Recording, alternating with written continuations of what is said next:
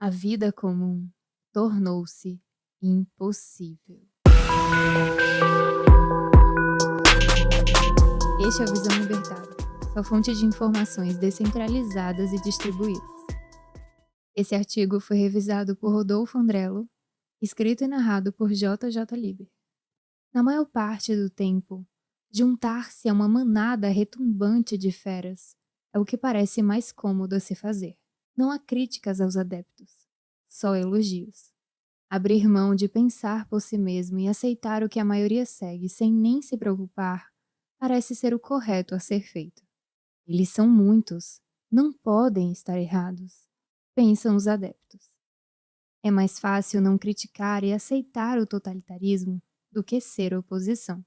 Em alguns contextos e épocas da vida humana, a individualidade cobra o seu preço.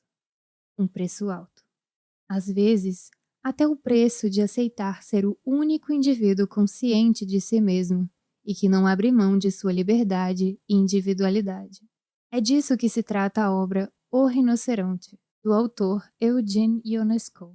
A peça teatral, escrita em 1959, é uma metáfora aos regimes totalitários da Europa pós-Segunda Guerra e ao pensamento de massa que moldaram esses regimes, como o fascismo e o nazismo.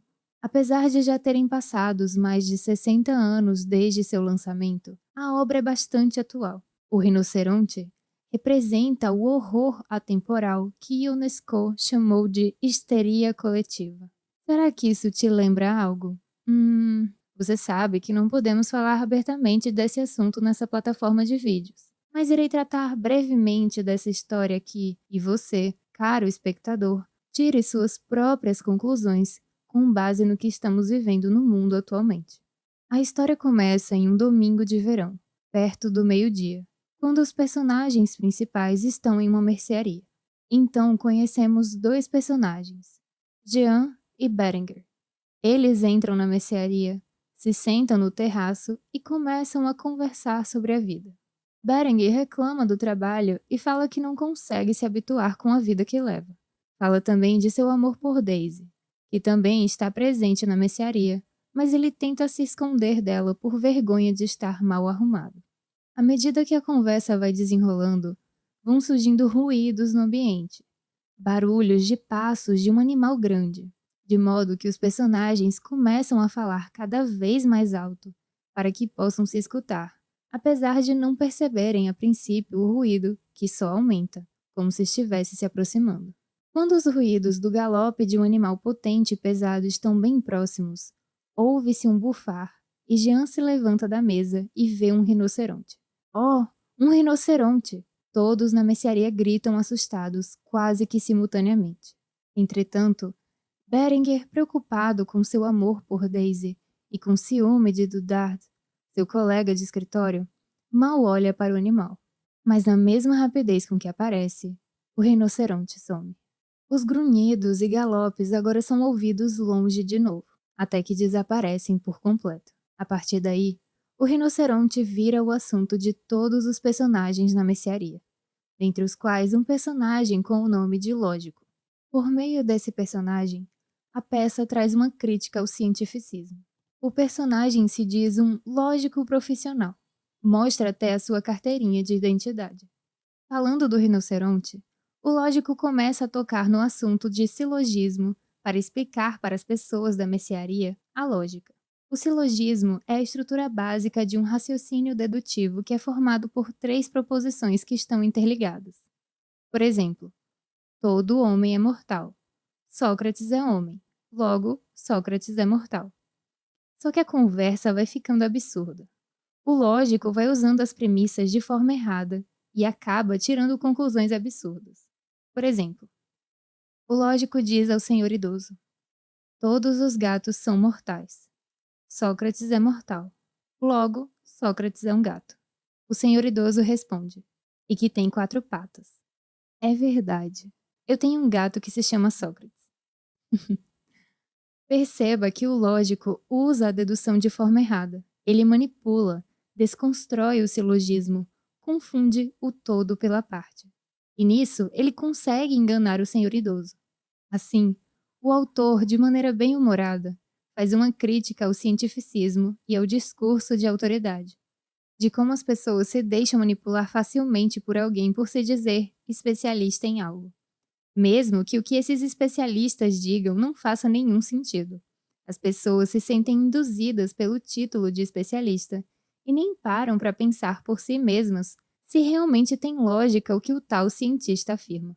Vemos isso claramente nos dias atuais, principalmente desde 2020. Conversa vai, conversa vem, de repente o rinoceronte torna a aparecer, causando outro alvoroço na mercearia. Mas dessa vez, Jean nota que não era o mesmo rinoceronte, por conta da quantidade de cornos que o bicho tem no focinho. Berenguer desacredita do amigo e logo todos da mercearia começam a discutir se o rinoceronte que passou era típico da Ásia ou da África. O lógico, claro, surge dando sua carteirada para explicar para todos, cientificamente, o que aconteceu. Só que, de novo, ele usa premissas confusas que não chegam a conclusão lógica nenhuma, deixando todos muito confusos. Mas ninguém tem coragem de discordar do lógico. Falam que o que ele disse tem lógica e a conversa acaba aí. Ocorre que, independente da sua origem, ou seja qual for o número de cornos que o rinoceronte tenha, o fato é que um gato foi esmagado pelo rinoceronte enquanto ele passava.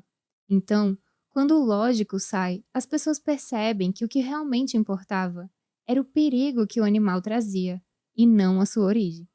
Já no segundo ato da peça, no escritório onde Berenguer trabalha, comenta-se sobre a passagem do animal na cidade.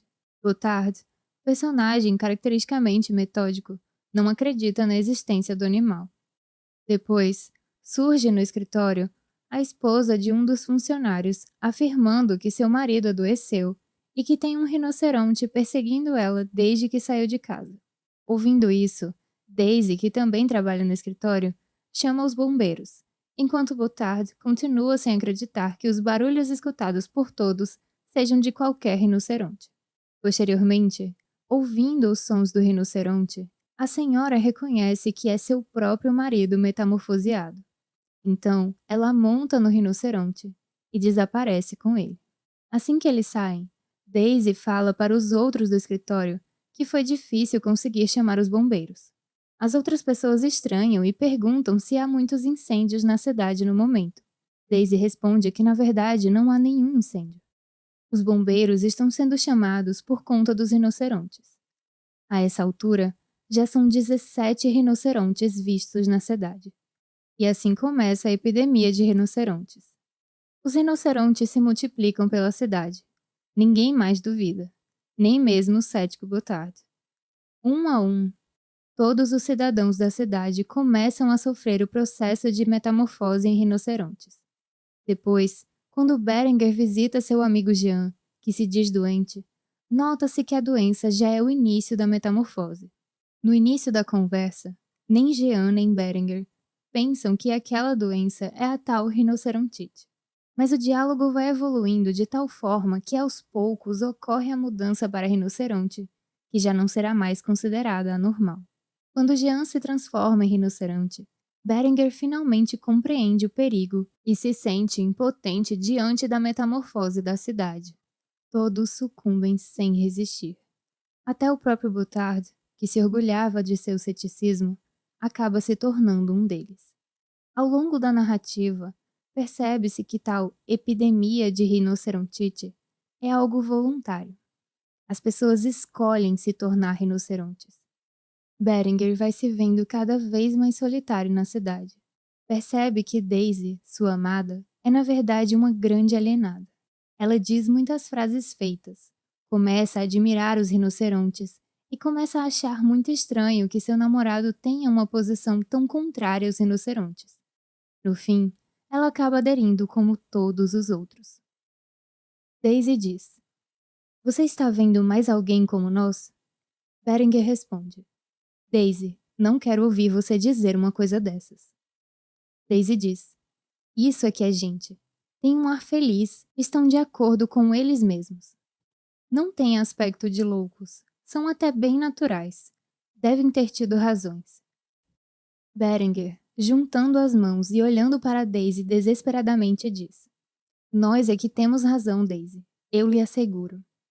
Daisy responde: não existe razão absoluta. Quem tem razão é o mundo, não é você, nem eu. Daisy continua a se sentir atraída pela manada de rinocerontes.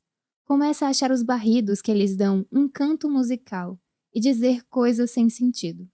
Então, finalmente, quando Berenger se distrai, ela diz: a vida comum tornou-se impossível, enquanto desce as escadas rumo ao encontro da manada. Então, Berenger percebe que Daisy o abandonou. Se desespera.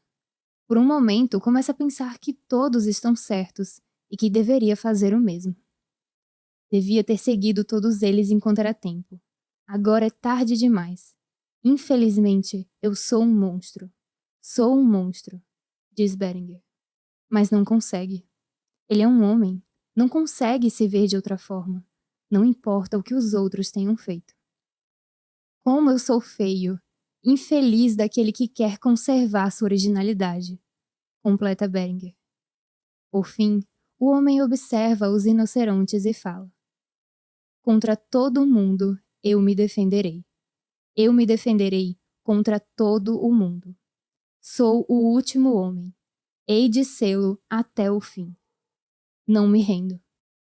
Cai o pano. O que vemos nessa peça teatral é uma perfeita metáfora sobre o controle das pessoas sobre regimes totalitários. A maioria das pessoas não são forçadas a seguir o regime.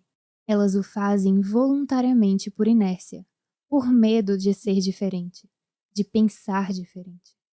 A obra O Rinoceronte é uma crítica a qualquer tipo de totalitarismo, seja de direita, seja de esquerda. Um ambiente que gere um sistema no qual não haja mais lugar para qualquer tipo de oposição. Em virtude de sua adesão à ordem vigente, por comodismo, por inércia, as pessoas seguem passivamente a manada, mansos e anônimos, renunciando o que é mais essencial, o pensamento e a liberdade. E você? Será que terá a mesma coragem que Berenger de manter sua individualidade até o fim? De pensar por si mesmo e manter seus princípios independente dos barridos dos especialistas e da maioria das pessoas? A liberdade e a individualidade cobram seu preço. Não faça parte da manada. Obrigada por sua audiência. Se você gostou desse vídeo, clique no ícone de curtir aí abaixo e compartilhe em suas redes sociais. Para ser notificado de outros vídeos, inscreva-se no canal e depois clique no ícone de campainha. Escreva artigos você também, acesse o nosso site visãolibertaria.com. Até a próxima!